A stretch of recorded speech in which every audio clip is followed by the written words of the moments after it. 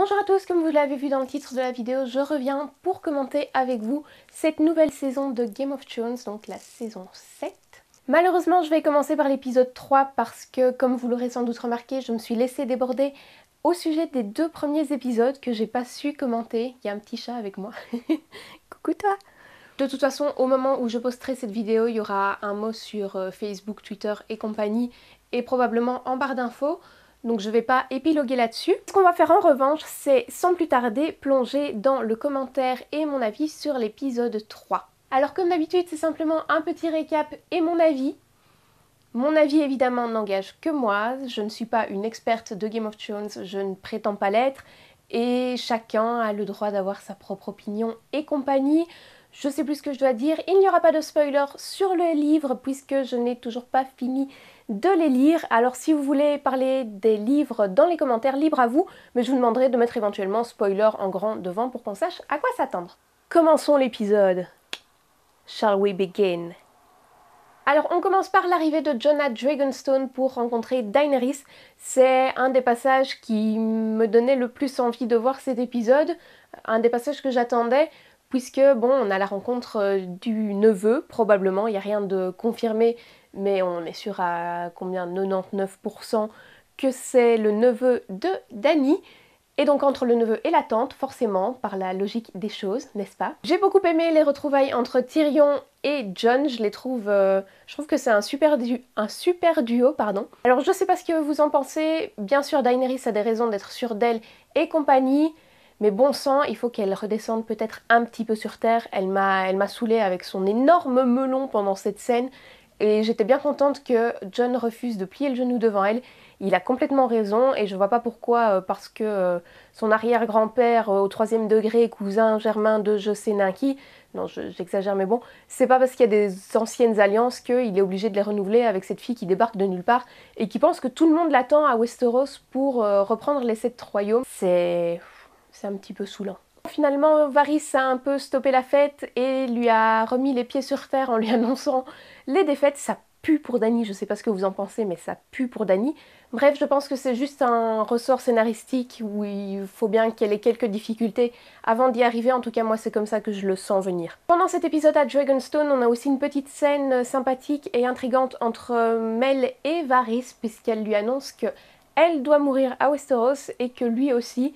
Donc j'ai hâte de voir un petit peu comment ça va se passer. Je me demande si elle n'est pas sur la liste d'Arya. En tout cas, elle lui en voulait fort d'avoir emmené Gendry, donc peut-être qu'on aura un affrontement Arya-Mélisandre, qui sait. Quant à Varys, j'ai vraiment hâte de voir, mais je reviendrai brièvement sur le sujet Varys dans quelques minutes. Ensuite, dans la deuxième scène qui est plutôt brève, on a Theon qui est repêché par des Fernés, Ironborns, je sais pas comment on dit. Bref, les habitants des îles de Fer.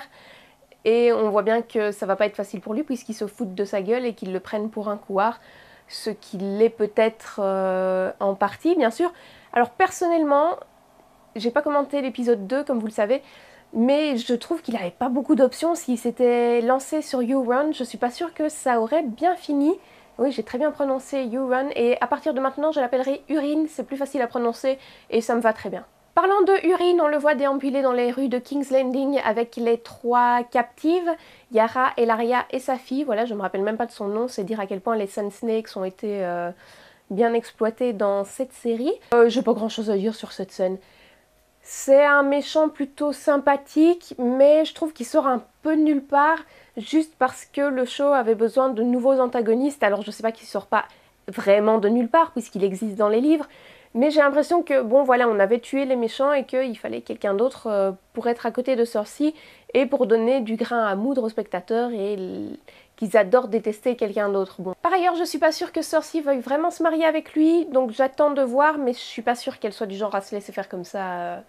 Elle n'est pas du genre à tenir les promesses qu'elle n'a pas envie de tenir. Parlant de Cersei, on assiste juste après à sa vengeance contre Ellaria et j'ai trouvé que c'était plutôt adapté, c'était sympa. Pendant toute la scène, c'était assez drôle parce que je me demandais ce que c'était que ce rouge à lèvres dégueulasse que les maquilleurs avaient mis à Cersei. Et puis j'ai compris et je me suis dit, ah oui d'accord, bon bah voilà.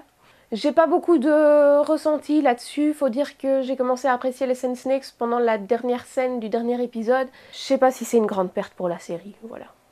Puis il y a toujours une chance que quelqu'un vienne la délivrer puisque, à mon avis, Cersei va pas rester éternellement sur le trône de fer.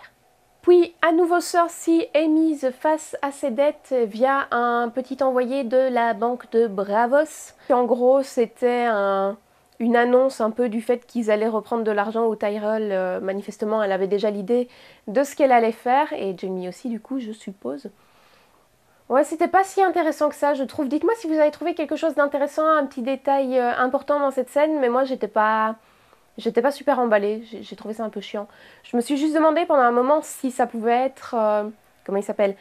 Jaqenhagr. Bref, le maître de Arya à Bravos, qui avait pris un autre visage. Mais bon, je crois pas. Vous voyez, ça aurait été intéressant si ça avait été lui qui s'introduisait dans la place, mais je pense pas trop. Donc dites-moi si vous avez trouvé quelque chose qui a allumé votre esprit dans cette scène, parce que moi non. Petit retour à Winterfell où Sansa est chargée de la gestion des troupes et du ravitaillement et compagnie.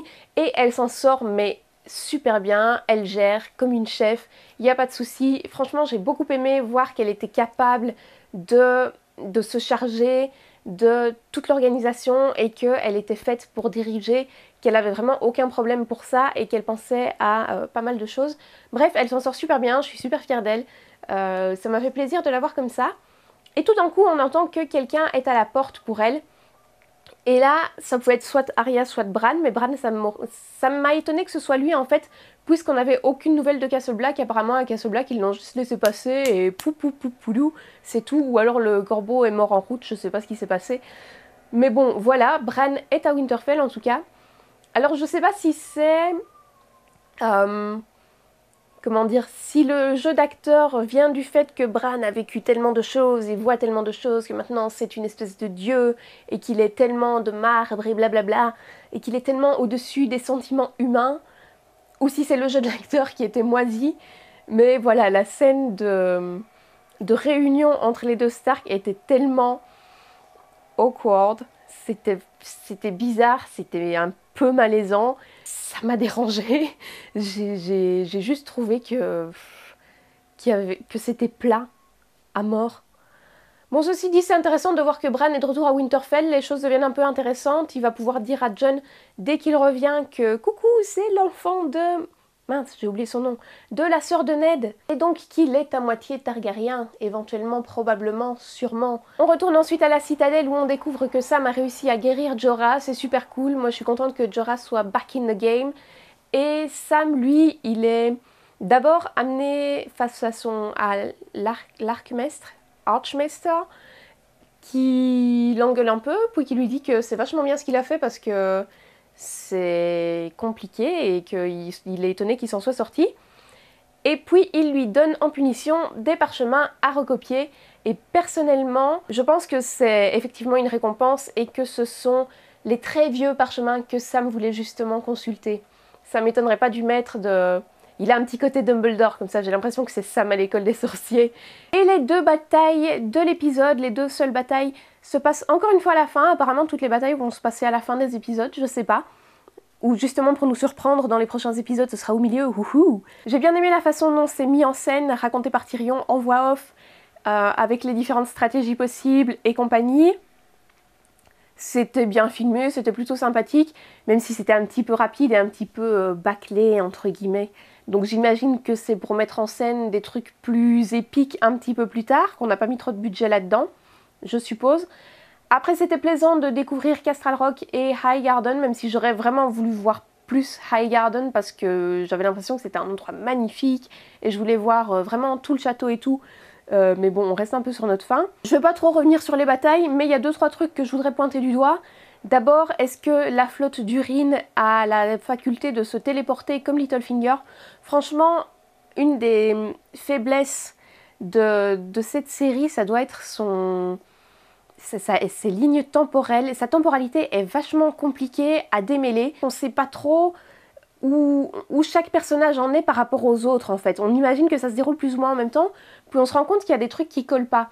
Donc c'est plutôt perturbant pour le spectateur, je dis pas que c'est forcément mal fait, mais voilà, c'est vraiment pas conventionnel en tout cas. Et je ne comprends pas comment toute l'armée Lannister, rejointe par les Tarly en plus si je ne me trompe pas, puisque j'ai cru reconnaître le père de Sam et son frère qui n'est plus Cormac McLagan, et je suis excessivement déçue par le fait que ce ne soit plus Cormac McLagan parce que ça m'avait enthousiasmé, merde. Donc rejointe par les Tarly, a réussi à faire tout le chemin. Ok, je sais bien que Castle Rock est pas très loin de Highgarden, mais quand même une armée de cette taille, parce qu'on la voit un petit peu quand même, qui fait tout ce chemin, ça passe a priori pas inaperçu. Je veux dire, mais que fait Varys? Il est devenu super nul. Tyrion est devenu super nul comme conseiller, manifestement. Enfin, super nul. Ses idées sont pas mauvaises, mais voilà, il se laisse complètement avoir par son frère et sa sœur. Quant à Varys, il a aucune information sur toute une armée qui se déplace. Lui qui était au courant de tout ce qui se passait dans les Seven Kingdoms, enfin ça me paraît super bizarre. Alors soit c'est un problème de scénario de la série, il n'y en a pas eu beaucoup jusqu'à maintenant, mais bon, allez savoir. Soit je sais pas, ces informateurs l'ont tous laissé tomber, mais je pensais qu'il y avait que les petits oiseaux dans King's Landing que Qyburn avait récupérés, pas tous dans tout Westeros.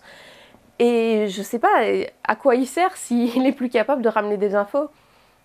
Je suis un petit peu dubitative là-dessus, je sais pas comment il a pu ne pas être au courant. Concernant la fin, la clôture de l'épisode, évidemment la mort d'Olenna me brise le cœur parce que c'était un des personnages les plus cool, je l'adorais. Mais bon, c'est vrai qu'elle avait peut-être plus tellement d'utilité. Au moins, elle est partie en laissant savoir que c'était elle qui avait tué Geoffrey, juste après s'être assuré une mort douce. Donc ça, j'ai trouvé ça plutôt sympa.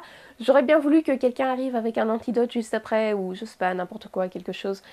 Mais bon, je suppose qu'on va devoir dire adieu à Olenna. Voilà qui conclut cette vidéo, j'espère qu'elle vous aura plu. Si vous avez des avis divergents ou d'autres éléments que vous avez remarqués et que vous voulez noter, n'hésitez pas à le faire dans les commentaires. Comme d'habitude, j'adore échanger avec vous dans les commentaires. Quant à moi, je vous fais des bisous et j'espère pouvoir vous retourner une vidéo très bientôt et qu'on se retrouvera la semaine prochaine pour commenter l'épisode suivant, donc l'épisode 4 de Game of Thrones.